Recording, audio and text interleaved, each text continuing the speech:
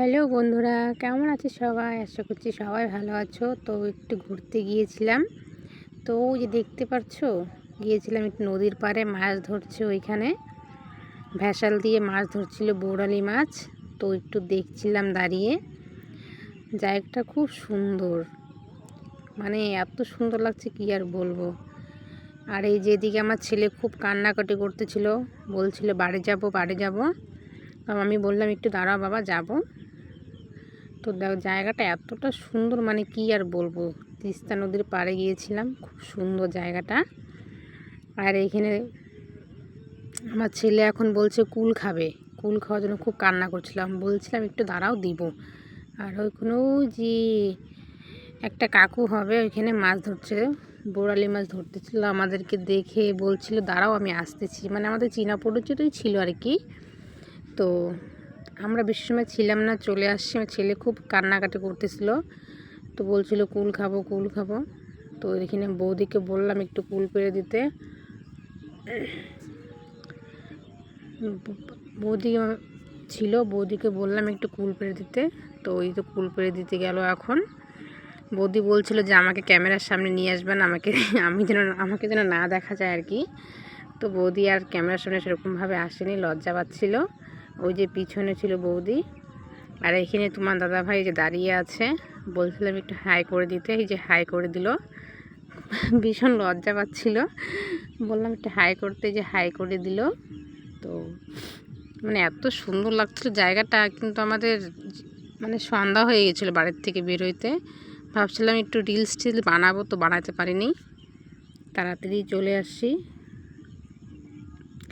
জায়গাটা খুবই সুন্দর, মানে আসতেই ইচ্ছা করতেছিল না।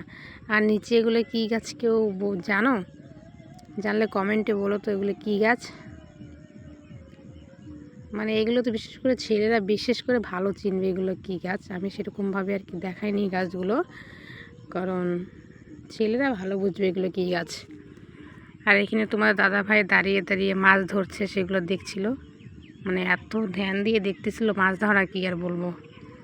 আর এদিকে এই যে সন্ধ্যা হয়ে যাচ্ছিল বলে বাড়ি যাচ্ছিলাম। এই যে বাড়ি যাচ্ছি, ছেলে এখন কান্নাকাটি করতেছে, বাবার কাছে যাবে বাবার কাছে যাবে।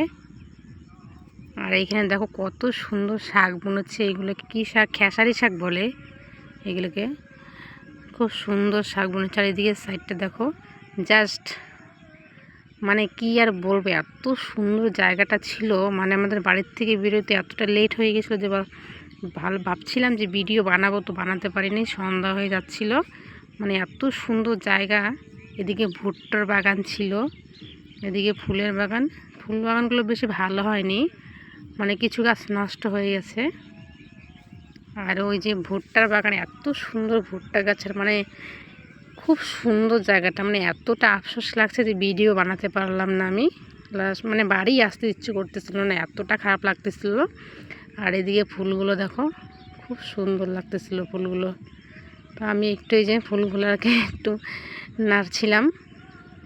আর রাস্তায় দাঁড়িয়ে দাঁড়িয়ে, মানে ফুলের যে মালিক আর কি, মানে গাছগুলো দেখছিল দাঁড়িয়ে। আর এই যে আমার ছেলে তার বাবার ঘাড়ে উঠবে, কান্নাকাটি করতেছিল, বাবার ঘাড়ে উঠে গেছে। তো কেমন লাগলো ভিডিওটা অবশ্যই কমেন্টে বলো বন্ধুরা। সবাই ভালো থেকো, টাটা।